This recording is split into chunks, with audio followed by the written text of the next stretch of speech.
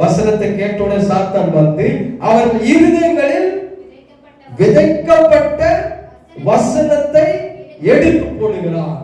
ஏன்? பிசாசுக்கு நல்லா தெரியும் இந்த வசனத்துடைய பவர், கர்த்தருடைய வார்த்தையின் பவர் யாருக்கு நல்லா தெரியும்? பிசாசுக்கு நல்லா தெரியும். விசுவாசி நமக்கு தான் தெரியாது. விசுவாசி நமக்கு தான் கர்த்தருடைய வார்த்தையின்படி தெரியாது. அந்த வார்த்தை அவ்வளவு சீரியஸா நீங்க எடுத்தீங்கன்னா இந்த வார்த்தைக்கு இம்பார்ட்டன்ட் கொடுப்பீர்கள். இந்த வார்த்தை நீங்கள் தேடுவீர்கள். இந்த வார்த்தை நீங்கள் வாஞ்சிப்பீர்கள். இந்த வார்த்தை நீங்கள் உங்களுடைய வாழ்க்கையா மாற்றிக் கொள்வீர்கள். இந்த வார்த்தை கேட்பதற்கு நான் என்ன வேணாலும் விலைக்கரம் கொடுப்பேன், எதை வேணாலும் கொடுப்பேன், எதை வேணாலும் விட்டு கொடுப்பேன். வாஞ்சியோடு ஓடி வருவீர்கள். ஏன்னா இந்த வார்த்தையின் வல்லமை பிசாசுக்கு நல்லா தெரியும். அதனால இந்தியாவில் இவ்வளவு வருஷம் என்ன எழுப்புதல் ஏன் ஆகலன்னா, ரிவைவல் ஏன் வரலன்னா, எழுப்புதல் ஏன் வரலன்னா, ரட்சிக்கப்பட்ட ஒவ்வொரு தேவ பிள்ளைகளுக்குள்ள இந்த வார்த்தை இந்த வெளிச்சம் இல்லை. பாருங்க, அப்போஸ்தலர் நிறைய ரிவைவல் இருந்தாலும் அதுல மெயின் ரிவைவல் என்ன தெரியுங்களா?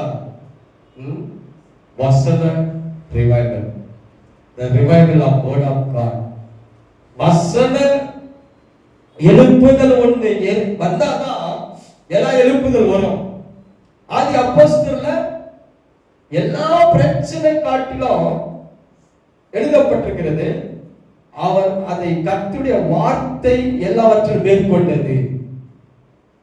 ஆயிரம் பிரச்சனை இருக்குது அவங்களுக்கு, ஆதி அப்போஸ்தலர் இருந்தது. ஆனா எல்லாவற்றையும் மேற்கொண்டது எதனால? கர்த்தருடைய வார்த்தை, வசனம் மேற்கொண்டது. அப்போஸ்தலர் வாசிக்கிறோம். அப்போ வசனம் ஒரு எழுப்புதல் இந்தியாவில் வந்தாதான் எழுப்புதல் உண்டாகும். அப்போ வசனம் எழுப்புதல் எங்க ஆரம்பிக்கணும்? அங்க கிடையாது. சபையில உட்கார்ந்து இருக்கிற விசுவாசிக்கு, இங்க கேட்கிற விசுவாசிக்கு தான் எழுப்புதல் உண்டாகணும். வார்த்தை வசன எழுப்புதல்.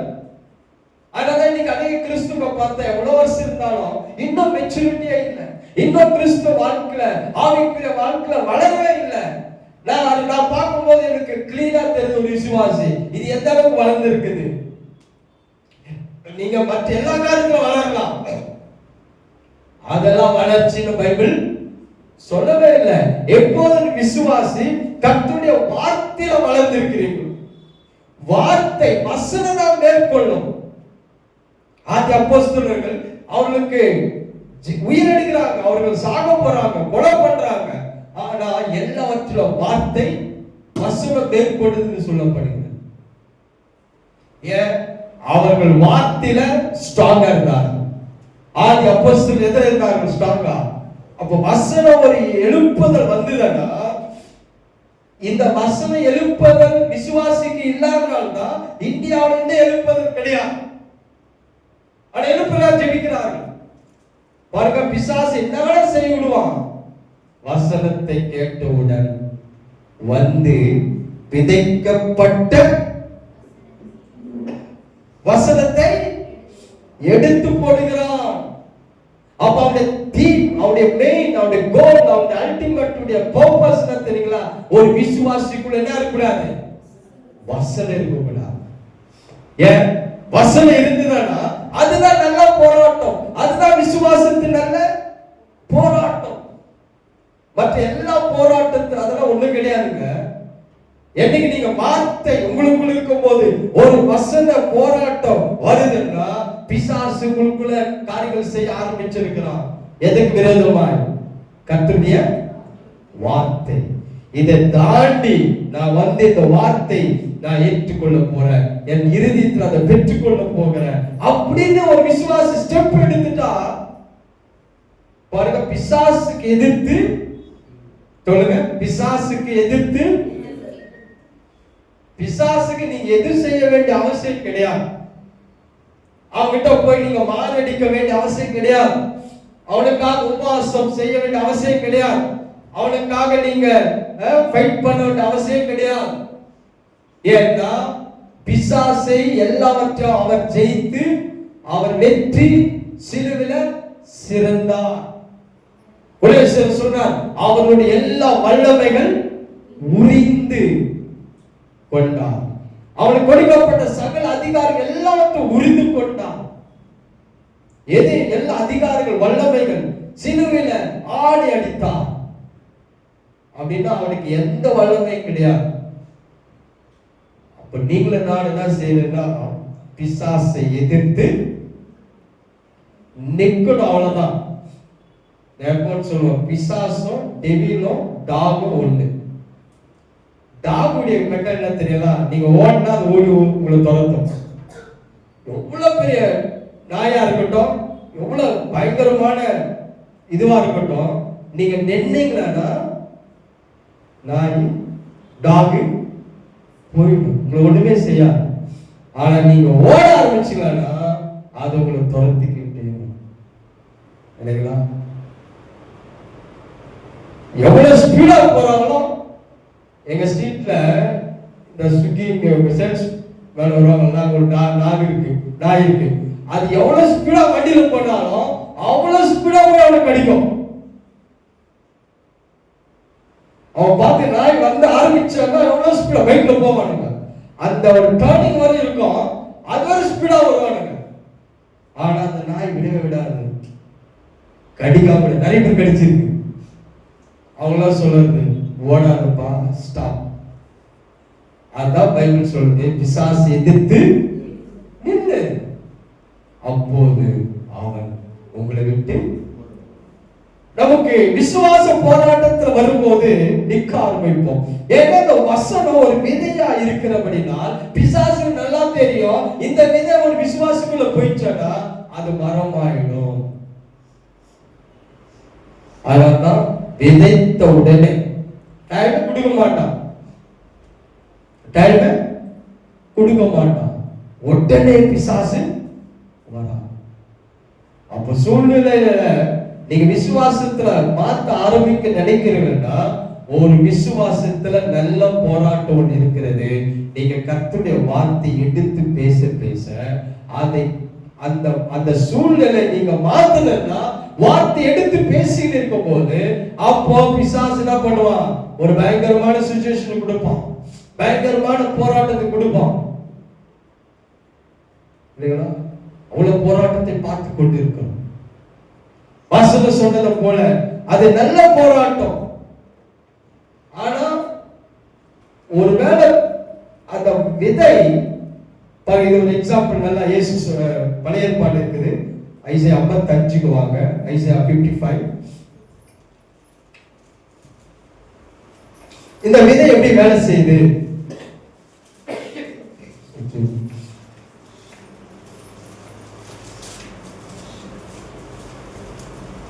பத்தாம் வருஷம் 55, ஐசையா 55:10.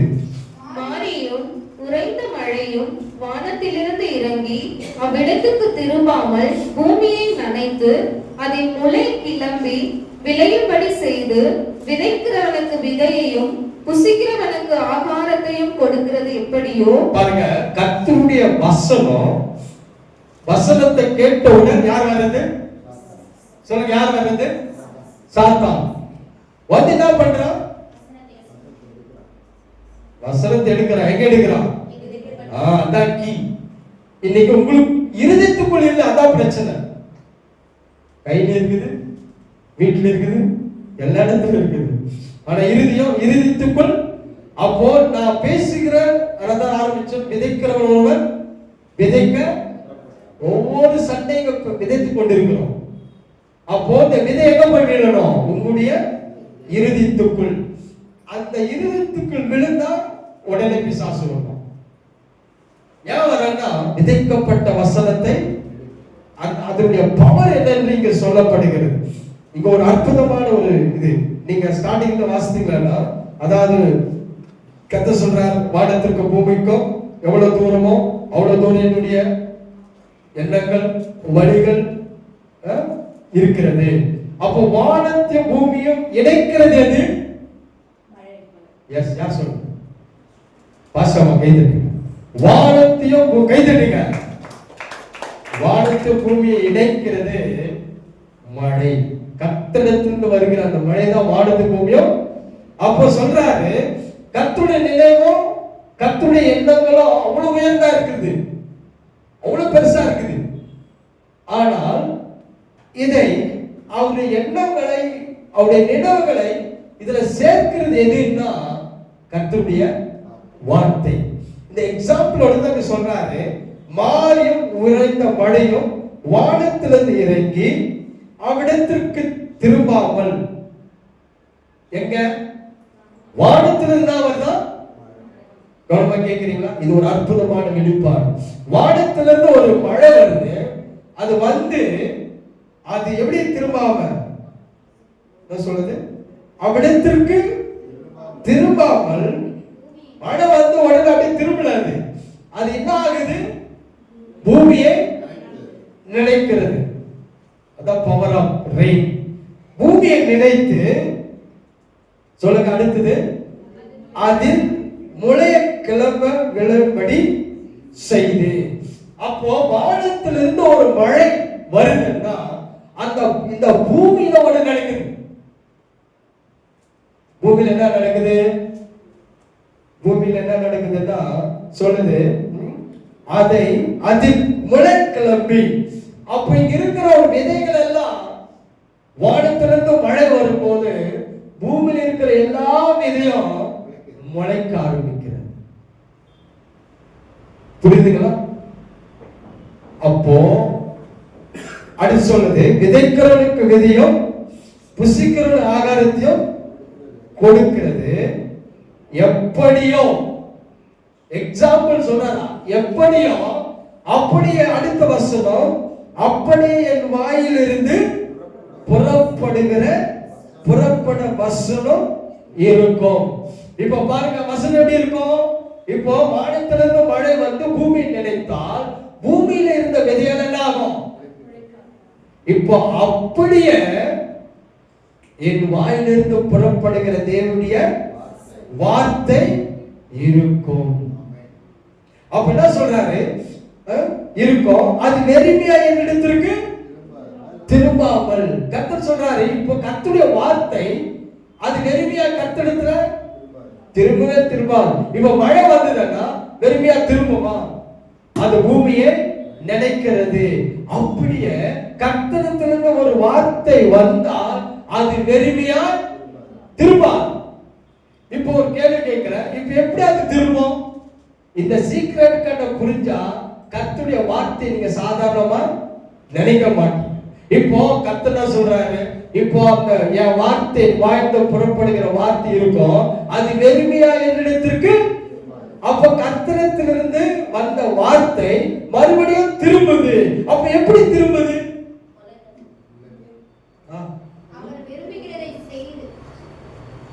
அது கொஞ்சம் வெளிச்சம் வேணும். இப்போ கர்த்தரிடத்திலிருந்து வசனம் வருது, நான் நல்லா படிக்கிறேன் பாருங்க. அப்படியே என் வாயிலிருந்து புறப்படும் வசனம் இருக்கும், அது வெறுமையா என்னிடத்திற்கு திரும்பாமல். அப்படின்னா அந்த வார்த்தை மறுபடியும் எங்க திரும்புதா? உங்களுக்கு இன்னும் புரியாது, எங்களுக்கு புரிய ரொம்ப சாட்சி. இப்ப இந்த வார்த்தை மறுபடியும் திரும்புது. எப்படி திரும்புது?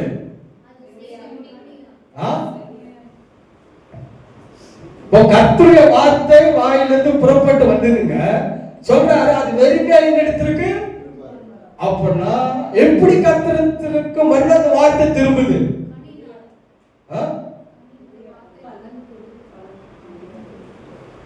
சொல்லப்படுகிறது பாருங்க.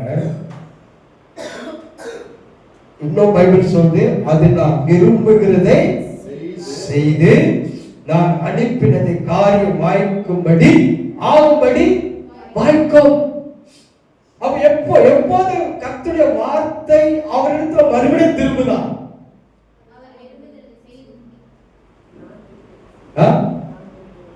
நீ விரும்புவதா? கர்த்தரிடத்திலிருந்து புறப்பட்ட வார்த்தை மறுபடியும் திரும்புதுன்னா, இப்ப நான் பேசும்போது அந்த வார்த்தை மறுபடியும் தேவனிடத்துல திரும்புகிறது. நீங்கள் கர்த்தருடைய வார்த்தை எடுத்து பேசும்போது மறுபடியும் எங்க திரும்புது? கர்த்தருடைய வார்த்தை மறுபடியும் திரும்புது. எப்ப எங்க திரும்புது? எப்ப திரும்புது? இது உங்க கையில் இருக்கிறது திரும்பாது. இந்த வார்த்தை எடுத்து நீங்க பேசினால் இதான் சீக்ரெட், இதான் ரெவலேஷன், இதான் வெளிப்பாடு. கர்த்தருடைய வார்த்தை நீங்கள் எடுத்து பேச ஆரம்பிக்கும் போது அந்த வார்த்தை தேவனிடத்துல திரும்புதான், வெறுமையா திரும்பாது. அது கர்த்தர் எந்த பர்பஸ், எந்த நோக்கத்திற்கு அவர் விரும்பினதை ஆகும்படி அந்த வார்த்தை ஆகும். அப்போ கர்த்தர் என் மேய்ப்பராய் இருக்கிறார், நான் தாழ்ச்சடையேன் எழுதப்பட்ட வசனத்தை இப்ப நான் சொல்லும் போது இந்த வார்த்தை எங்க போகுது? இததான் உங்க ஒவ்வொருடைய நாவிலிருந்து கர்த்தர் எதிர்பார்க்கிறார். ஒவ்வொரு விசுவாசியும் இந்த வார்த்தை என்னிடத்திற்கு திரும்பணும். திருப்புகிறது யாரு? நீங்க தான். அப்ப நீங்க கர்த்தருடைய வார்த்தை எடுத்து பேச பேச அந்த வார்த்தை தேவனிடத்துல திரும்புகிறது. திரும்பும் போதுதான் அது பலன் கொடுக்கும், கர்த்தர் விரும்பினதை நடக்கும். இது சாதாரணமா சொல்லிட்டேன், இட்ஸ் பவர்ஃபுல். அதனாலதான் பிசாசு வசனத்தை கேட்டவுடன் வந்து இருதயத்தில் விதைக்கப்பட்டதை எடுக்கிறான். உங்களை எல்லாம் பண்ண விடுவான், ஆனா வார்த்தை கேட்க விட மாட்டான். அது குறிப்பா இப்பேற்பட்ட வெளிப்பாடுகளை பேசுற இடத்துல உங்களை விடவே மாட்டான். நான் சேலஞ்ச் பண்றேன். ஏன்னா இந்த வானத்து பூமியும் மழை நினைக்கிற மாதிரி, பூமியில் இருக்கிற எல்லா விதையும் முளைக்கப்படுகிற மாதிரி, நீங்க வார்த்தை இங்க இருக்கிற வார்த்தை இப்ப அவரிடத்துல ரிட்டர்ன் ஆகுதான். எப்ப ரிட்டர்ன் ஆகும்? நீங்க பேசும்போதுதான். நீங்க ஒரு வசனத்தை எடுத்து பேசினால் அந்த வார்த்தை ரிட்டர்ன் ஆகும். அப்பதான் அது வாய்க்கும், அது நடக்கும், அது கர்த்தர் செய்து நினைத்ததை தடப்படாமல் ஆகும். அதனாலதான் பிசாசு நீங்க பாஸ்டிங் தான் வரமாட்டான், நீங்க ஜெபம் பண்ணா வரமாட்டான், நீங்க என்ன வேணாலும் பண்ணாலும் உங்க பக்கமே வரமாட்டான். ஆனா எப்போது கர்த்தருடைய வார்த்தையை கேட்கிறீங்களோ, வசனத்தை கேட்டவுடன் வந்து யார் வரா? யார் வருது? பிசாசு. அப்போ ஒரு விசுவாசிக்கு வசனத்தின் மேல் எவ்வளவு தாகம் இருக்கணும், ஒரு விசுவாசிக்கு வசனத்தின் மேல் எவ்வளவு வாஞ்சி இருக்கணும், வசனத்துடைய தாகம். அதனால்தான் வசன எழுப்புதல் உண்டாகாம இந்தியாவுல எழுப்புதல் வராது. ஏன்னா உங்களுக்குள்ள ஒரு வசன எழுப்புதல். அங்க இருந்த எருசலேம்ல இருந்த அப்போஸ்தலர்கள், ஆதி சபை விசுவாசிகளுக்குள்ள வசன எழுப்புதல் வந்தது இல்லைங்களா? அந்த வசன எழுப்புதல் எதற்குள்ள வந்தாதான் வசன எல்லாவற்றை மேற்கொள்ளும். அதுக்கப்புறம் எல்லா எழுப்புதல் ஈஸியா நடக்கும். எல்லா எழுப்புதலை தடை பண்ண இந்த வசன எழுப்புதல் விசுவாசிக்குள்ள இல்லை. ஏன்னா பிசாசு வசனத்தை எடுத்துடலாம். வசனத்தை போதிக்கிற இடம் ரொம்ப கம்மி, வசனத்தை கேட்கிற இடமும் ரொம்ப கம்மி, வசனத்தை போதிக்கிறதுல ஜனங்கள் போகிறது கம்மி. அதை ஒரு பெருசா நினைக்க மாட்டார்கள். ஏன்னா பிசாசுடைய தந்திரம் அவங்களுக்கு தெரியாது. இங்க கண்டுபிடிச்சிட்டோம், வசனத்தை கேட்டவுடன் அவன் வரான் அப்படின்னா அவன் வருவதற்கு நாங்கள் இடம் கொடுப்பதில்லை. ஏன்னா விசுவாசத்துல நல்ல போராட்டத்தை நாங்கள் போராடுறோம். வார்த்தையில நிற்கும் போது, வசனத்தில் நிற்கும் போது அது ஒரு போராட்டம். பைபிள் சொல்றது போல் சொன்னாரு, இட்ஸ் a good fight இல்லைங்களா? you are a winner side. தோக்கவே முடியாது, நாம் கீழே போகவே முடியாது, பிசாசு நம்மளை மேற்கொள்ளவே முடியாது. ஆனா ஒரு பார்வை, ஒரு காரியம் நமக்கு சூழ்நிலை அப்படி காட்டுவான். பிசாசு எப்ப சூழ்நிலை தான் ஒர்க் பண்ணுவான் இல்லைங்களா? உங்க வீட்டுல எதுவுமே இல்லைன்னா, நீங்க ஒரு ஆவிக்குரியல இருந்தா அப்பதான் சைலண்டா இருப்பீங்க. that's a spiritual maturity. உங்கள்கிட்ட காசு இல்லை, பணம் இல்லை, எல்லாம் காலியா இருக்குது. அப்போ நீங்க பேசும்போது பிசாசு பயங்கரமா ஆக்ட் பண்ணுவோம். பேசிட்டீங்கன்னா இருதயத்தில் விதையால் விதைக்கப்பட்ட. அதனால்தான் எல்லாம் இருக்கும்போது, நல்லா இருக்கும்போது கர்த்தரை துதிக்கிறது இல்லை. அவர் சொல்றார், உன் ஆபத்தில் நான் உன்னோடு கூட. ஆமென், ஆமென். சோ இந்த விசுவாசத்தின் போராட்டம் நல்ல போராட்டம். ஏன்? கர்த்தருடைய வார்த்தை இருதித்து இருக்கிறது. கர்த்தருடைய வார்த்தை இருதித்து இருக்கிறது. இருக்குதா? வார்த்தை இருந்தா போராட்டம் வரும். அவ்வளவு நாள் சர்ச்சுக்கா போகான்னு சொன்னவரு இப்ப சொல்லுவார் சர்ச்சுக்கா போவாது. நடக்குங்க. அத்தனை நாள் உங்களுக்கு எந்த பிரச்சனை இருக்காது. வார்த்தை கேட்ட உடனே பிசாசு வருவான். ஆனா நீங்க எதிர்த்து நின்னீங்களா அப்போது அவன் விட்டு ஓடி போகும். நான் என்ன பண்றேன்னா அவ்வளவுதான், அதோடு கூட போயிடும். அப்படி போகாது. எதிர்த்து நில்லுங்கள், அப்போது பிசாசு உங்களை விட்டு ஓடி போகுவார். ஏவன் கர்த்தருடைய ஆசீர்வதிப்பதாக. இந்த போதனை இன்னொன்று முடிக்கிறோம்.